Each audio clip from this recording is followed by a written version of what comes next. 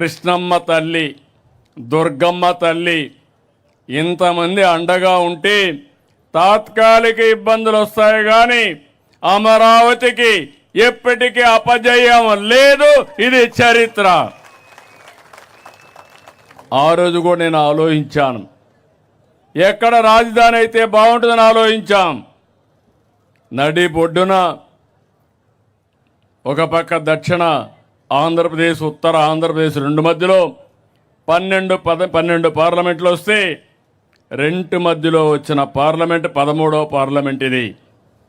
33,000 ఎకరాల భూమి, 29 గ్రామాల రైతాంగం. ఆ రోజు ఈరోజు చూస్తున్నాను మీలో ఐకమత్యం.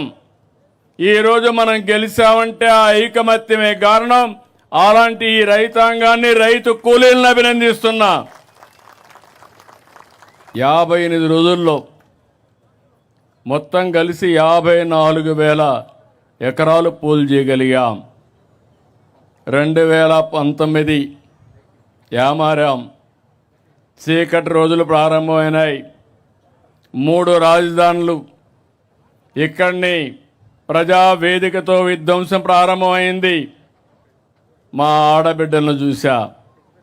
చరిత్రలో వీర వనితల గురించి చదువుకున్నాం కానీ ఒక రాణి రుద్రమదేవిని ఇలాంటి వీర వనితల గురించి చదువుకున్నాం కానీ నిజమైన అమరావతి చరిత్రలో మీ ప్రతాపాన్ని చూపించారు, మీ పట్టుదల చూపించారు.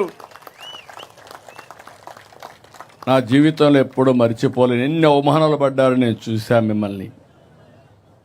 ఆ రోజు నేను మా మిస్సెస్ వస్తే, భువనేశ్వర్ గారు వస్తే, మీ యొక్క ఆవేదన చూసి, మీరు చేసిన త్యాగం చూసి ఉన్న పళంగా నాకు కూడా చెప్పలేదు. 2 గాజులుంటే తీసి మీ ఉద్యమానికి సంఘీభావంగా ఇచ్చారు. వారొక్కరే కాదు, చాలామంది ముందుకు వచ్చారు.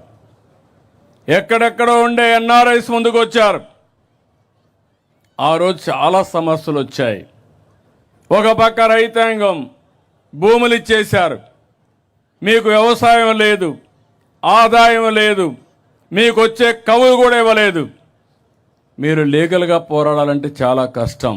ఒక పక్క ఉద్యమం, ఒక పక్క జీవనోపాధి, ఇంకో పక్క ఖర్చులు. ఇవన్నీ చూసినప్పుడు చాలా బాధేస్తే నా దగ్గర కూడా ఆ రోజు డబ్బులు లేవు. ఎన్నో సంవత్సరాలు పార్టీని రన్ చేశాను కానీ డబ్బులు లేకపోతే ఎంత ఖర్చు పెట్టాలని నేను కూడా ఖర్చు పెట్టి కడాల జోలి బట్టి వసూలు చేసి స్ఫూర్తిదాయకంగా మీకు అందించాం ఉద్యమాన్ని.